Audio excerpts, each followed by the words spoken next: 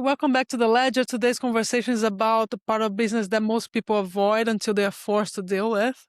My guest today is Liam Bailey, managing partner of O'Brien Palmer Insolvency and Business Recover. Liam works closely with accountant business owners when businesses are under pressure, and because of that, he sees patterns most advisors never get to see clearly. Right, Liam? Thanks so much for joining me. To start us off, for anyone listening who may not know you, could you give a quick introduction to who you are and to what the work you do as well?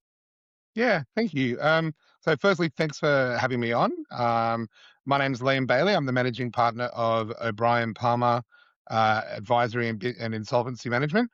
I am a bankruptcy trustee and registered liquidator, my formal qualifications.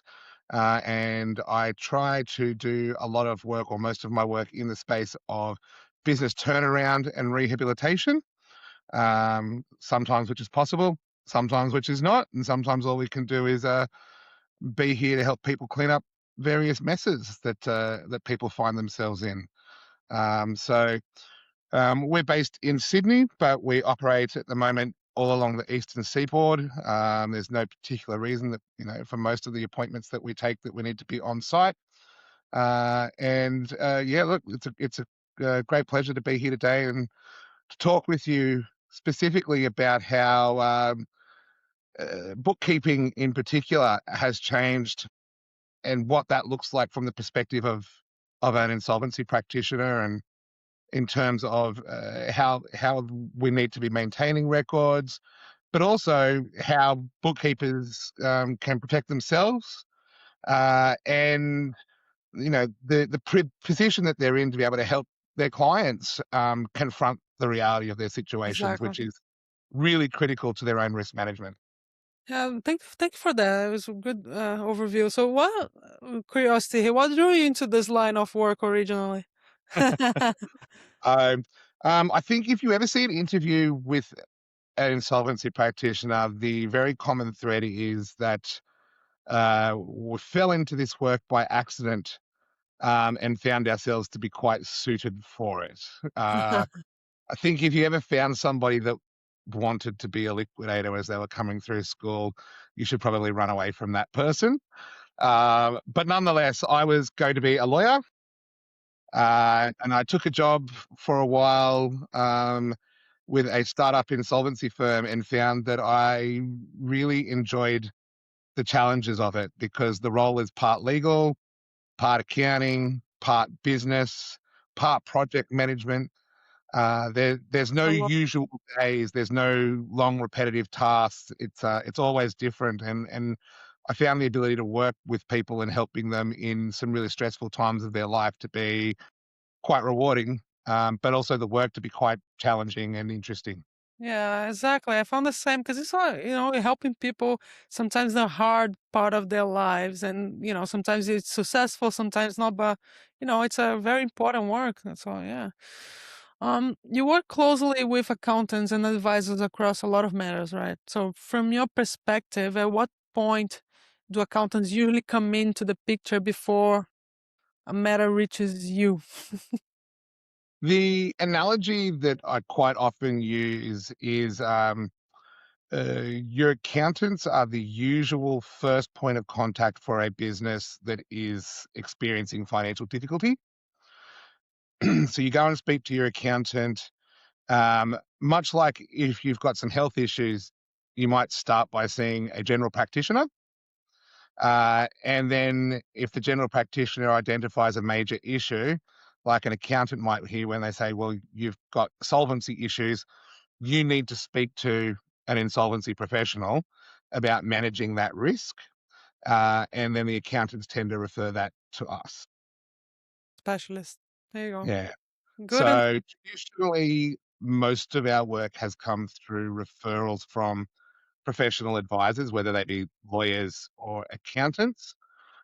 Although in modern times, there is a growing percentage of work where directors are doing their own research online, through social media and podcasts and AI to find answers directly to their issues, which is why IPs have started to get involved in communicating with the market directly as opposed to just maintaining a network of professional contacts.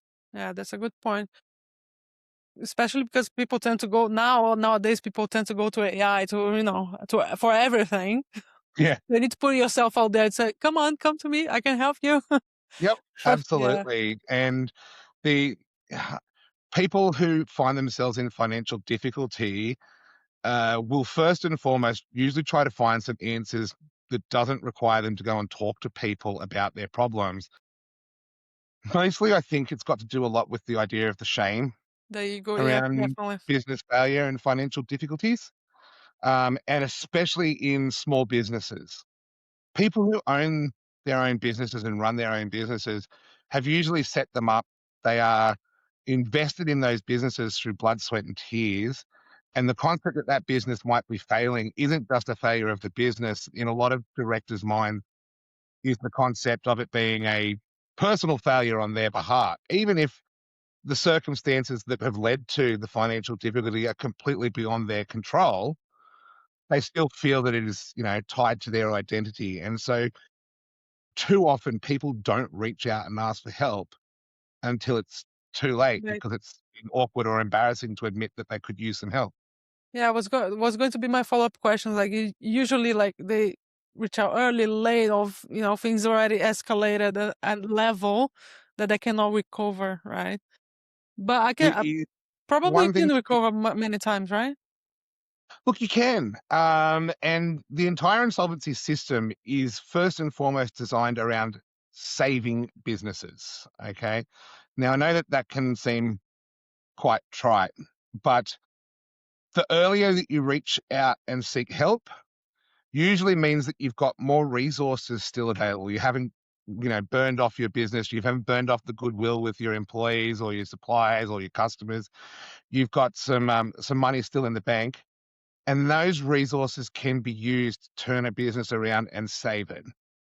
Unfortunately, by the time someone's filing a wind-up application against you in court, usually you've missed a lot of the opportunities along the way, and a lot of those businesses are much harder to save because we've got less resources available to work out a solution. So early intervention, and reaching out for help early is one of the best ways of ensuring that a turnaround strategy is successful. Okay, so what are some early warning signs that often get missed, like that someone needs to be attentive now so he can Yeah. reach out to you? So I think there's a misconception that still exists amongst business owners about what being solvent is and where the risk line sort of comes into play. Solvency is a function of your ability to pay your creditors as and when debts become due and payable. Now, that's really important. That's a cash flow test. So when you owe money to people, you have a particular due date. If you're not making the payments or can't make those payments by the time those due dates are coming up, you are insolvent, even if on paper you've got enough assets to pay out those debts.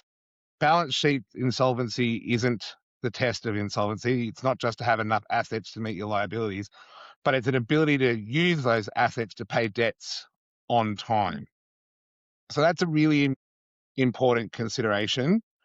Um, if your aged creditors are starting to blow out, if you have, more than 30 or 40% of your creditors are not being paid within terms, you have a very significant solvency issue that needs to be confronted. If you are falling behind on your payments to the tax office for things like PAYG or GST, or if you're not keeping up to date with your superannuation, that is a very serious sign that your business is insolvent. Um, if you are maxing out your available credit, that's a very serious sign that your company is insolvent. And bookkeepers and accountants often find themselves being uniquely placed because they look at numbers. Exactly. And in that respect, numbers are, to a certain degree, not emotional. They're not imbued with hope that things are going to get better or the expectation that things are going to get better. They just tell a very blunt story. Either you are or you are not insolvent on the numbers, regardless of the overall context. And that's why bookkeepers and accountants are uniquely placed to give business owners really helpful and critical advice about the health of their businesses. Yeah. And what do business owners tend to ignore the longest, do you think? Is about their, ego or their shame? Um, I think there is some of that in there, but I think it is also it's hope and it's optimism. The number of business owners that have found themselves here talking to me, and they say, "Oh, well, I knew that if this payment came in, I'd have enough money to pay all my creditors."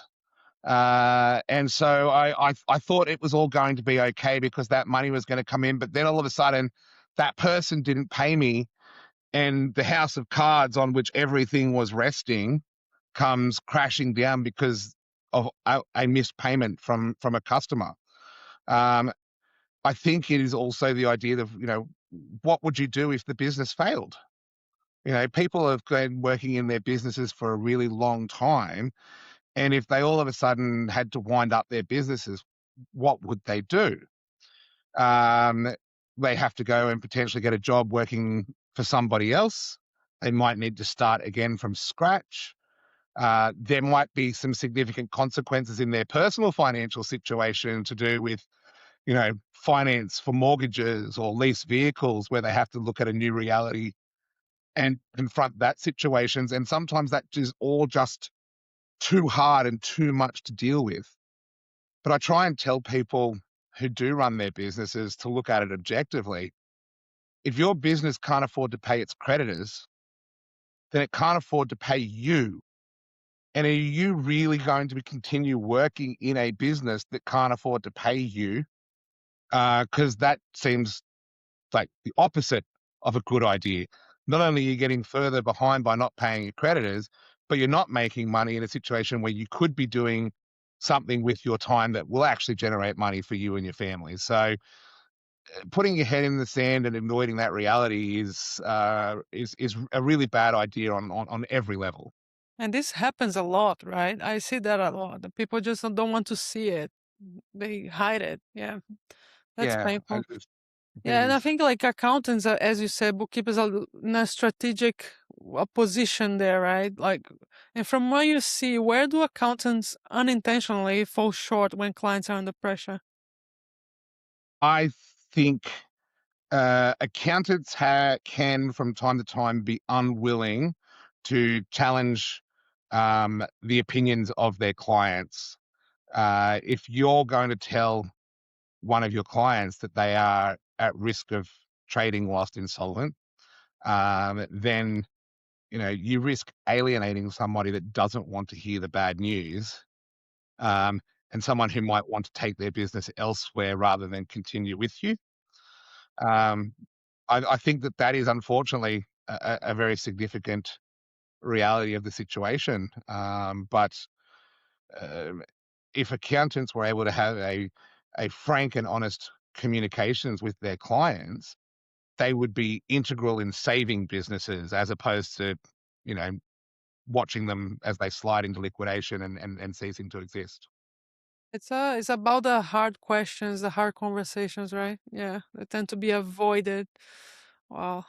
Yeah. So Yeah, well, directors don't want to admit it, and sometimes accountants don't want to admit that there might have been things that they could or should have done in the period leading up to where a problem's identified that might have prevented this or stopped it from getting as bad as it's become.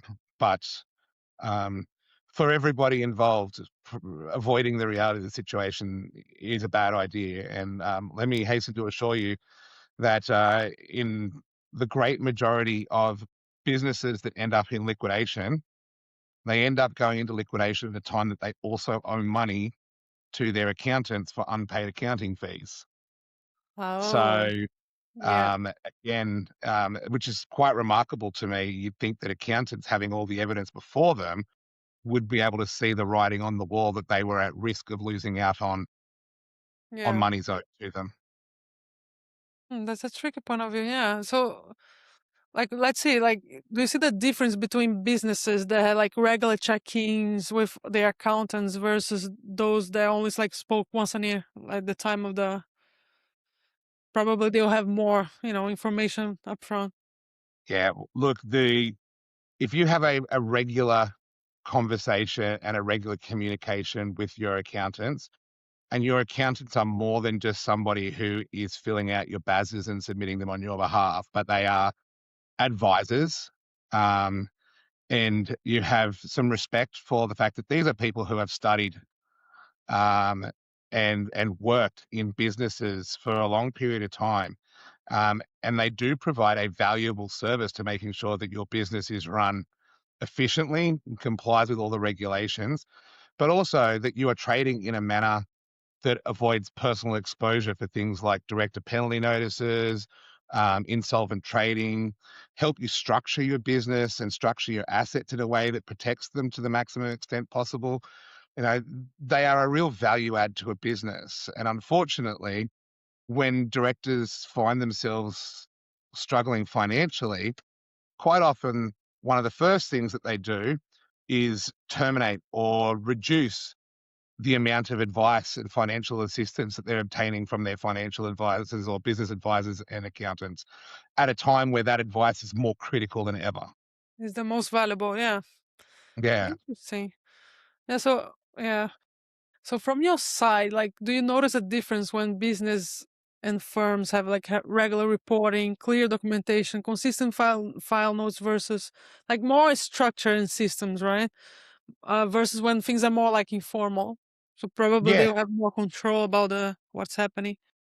absolutely. So businesses that don't have proper records, one thing that probably is really worth taking a moment to stop and acknowledge is, um, a director of a company has an obligation under the Corporations Act to make sure that the company maintains sufficient records to, and I'll quote the act here, to properly record all of its transactions and to allow the financial accounts prepared to be audited, independently audited. Okay. In circumstances where your company goes into liquidation and you haven't maintained those proper records, your company is presumed insolvent during that period. And a liquidator can bring a claim against you for insolvent trading, Oh wow. or any debts incurred in a period where the company failed to maintain proper books and records. I Uh, didn't know that. yeah, and so it's the presumption of insolvency in circumstances where there aren't records, is a major area of exposure.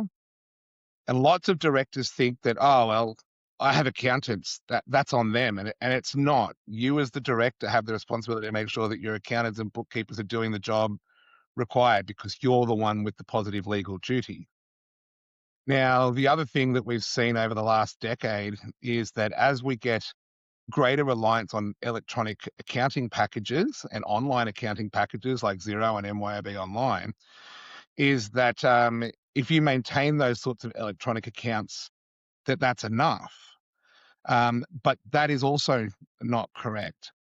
Each of the transactions recorded in those electronic accounts needs a verifiable document or business record in support of it, so that when a liquidator is appointed to the company, they can look at it and understand why that transaction was recorded in the accounts.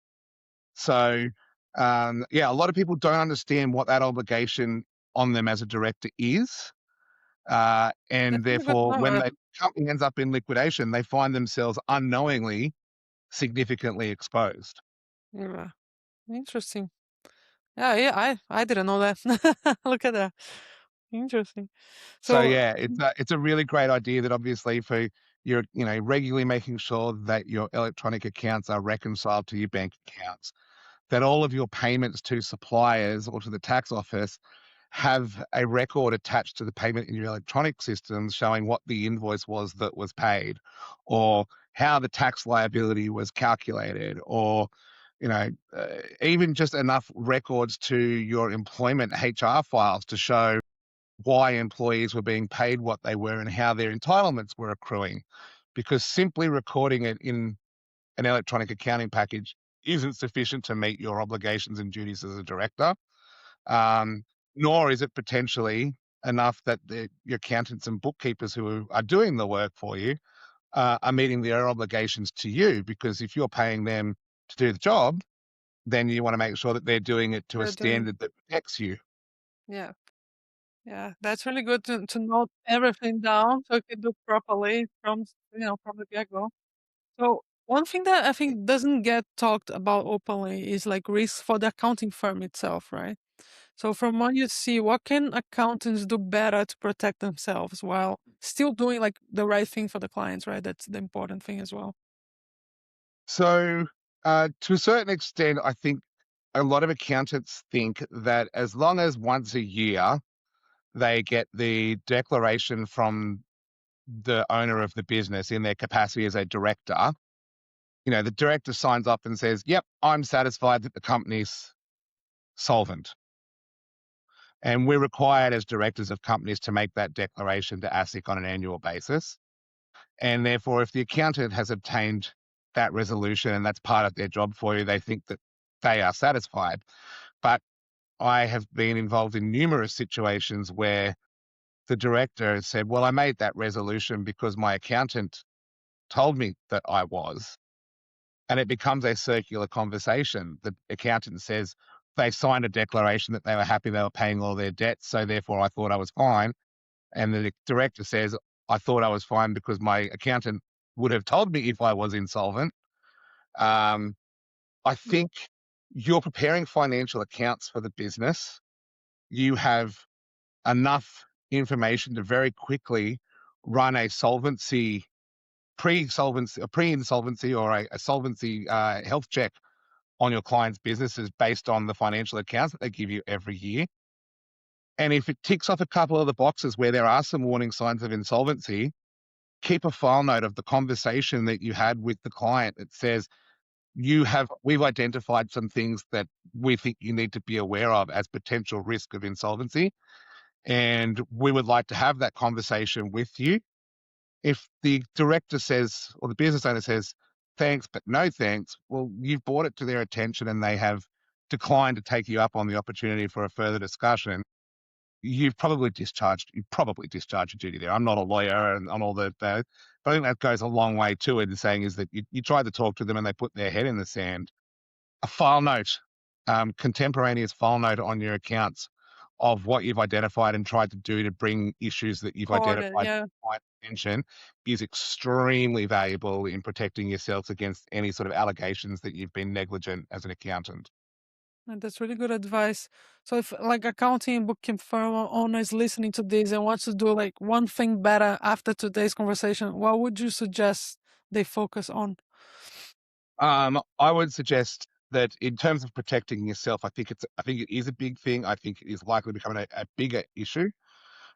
Is um, you have all of this knowledge and information and records at your fingertips. Don't be afraid to offer to assist your clients in dealing with situations that arise. You are protecting your client list. You are going above and beyond the level of being a straight tax accountant or bookkeeper to offering really useful business advice to your clients, which has got to be a value add to your clients, but it also helps protect you from any accusations that you haven't done the right thing by your clients. And it can be really as simple as a phone call and a file note that you keep that protects you and lets your clients know that you are here for them and they can come to you to get help in confronting these issues. Amazing advice. So there is like from your experience, what's one question they should be asking clients more often, but don't? I think the question for people around them is what what steps are business owners taking to ensure themselves that their business is profitable and solvent. Business owners make a lot of assumptions about things based on optimism, based on desperation, based on a whole bunch of emotional factors. But a good business owner should sit down at least annually, but probably quarterly, and prepare some forward cash flow projections to make sure that their business is going to generate enough money to pay all of its debts, as well as being able to pay you a return for the time that you're investing in the business. Um, Again, a business owner that keeps something like that on file is helping to protect themselves from the idea that they negligently traded the business insolvent, because they can say, we sat down and we planned it and we were satisfied that before incurring the debts that we were going to have enough money to pay those debts. Um, I think if you can have a conversation with business owners about, is this business generating enough money to pay you what you need it to make it a worthwhile endeavor and a worthwhile use of your time, then you're not going to have businesses, people spending years, and I have seen this, people who have spent years trading a business and never making a cent out of it for themselves. That's a lot. And they're attached to it, right? As you said before, like they don't want Yeah, to let go. absolutely. You become invested in it. You've put a lot of time Exactly. and energy into building it up. You probably built it up from just you, and next thing you know, you've got 7 or 8 employees, 2 offices, you've got leased equipment, you've issued personal guarantees on finances.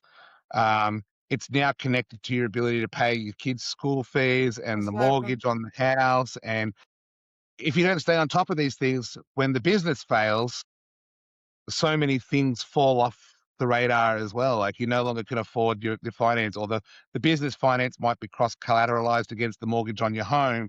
And so the business failure actually means that if you don't take the right steps at the right time, not only does the business fail, but you can lose your home. It's Exactly. it's really important to know that you've got to take the right steps to protect yourself, because business failure can have very significant consequences. But even if it doesn't, you don't want to spend 2 to 3 years working in a business that you haven't made a cent out of. You're only doing all your time and energy into it to keep it afloat for everybody else. Well, I really admire your work because it's rewarding, but also very emotional. You deal with a lot of probably people with emotions and pain, and that's admirable. So yeah, I appreciate that. Nobody wants to find themselves needing to have a conversation with a liquidator or, God forbid, a bankruptcy trustee. So I'm very aware that the people that I'm talking to um, are going through some of the most stressful Exactly. times of their lives for themselves, and because of the potential impact on their families. And so many of the factors that lead to business failure or business stress are beyond the control of the business owner. Business owners small business owners in Australia are badly affected at the moment by the lack of available cash flow amongst customers, which is driven by high interest rates or inflation. People at the moment don't have large amounts of money to spend, So on yeah, businesses and non-essentials. And that's not the business owner's fault that all of a sudden a lot of the market has dried up. You'll find other businesses that just are not adapting to changes in technology and changes in the marketplace that mean that their business model is no longer viable and they need to adapt and change. And part of that adapting and changing might need to be a change in your business structure or a restructuring of your debt total. and your finances. A lot of these things are not the business owner's fault. So they shouldn't feel ashamed to be able to reach out and ask, how do I make my business adapt to changes in the marketplace? And how do I make it so that I'm protected from the consequences of the failure, regardless of whether or not it's my fault? Yeah. Len, that was great, really great advice. Thanks for being so open about the topic. Many people avoid. So, if people want to learn more about your work and follow what you're doing, what's the best place for them to go? You look on our website, www.obp.com.au. I have a regular blog making videos about topics of business owners and individuals who are facing financial uncertainty or financial stress. You can follow us on social media. We're putting a lot of videos out. But at the end of the day, pick up the phone and call us on 02 9232 3322. Very happy to spend some time just having a chat with you about your circumstances.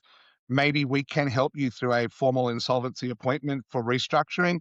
Maybe we can informally assist you, or maybe I can just put you in contact with the right people who can assist you with negotiating with the tax office in respect of a director penalty notice, or a business valuer that can help you value certain assets, or if you need to obtain, low doc finance from someone who isn't a predator. These are the people that I come across all day, and I'm very happy to take some time and have a chat with you. And if I can't help you, help put you in contact with the people that can. So please don't hesitate to get in touch. Awesome. Please don't wait. Contact before it's too late. Yeah, I know it's trite. I know it might sound like a sales pitch, but But early it is. It intervention is what it is is. the single criteria by which success is predicted. The earlier you get involved once issues are identified, the more options that are available and the better prospects of coming out the other side. Yeah, fantastic. Leon, that's been really valuable conversation. Thank you so much. And Thank you so much for having me. I really appreciate the opportunity.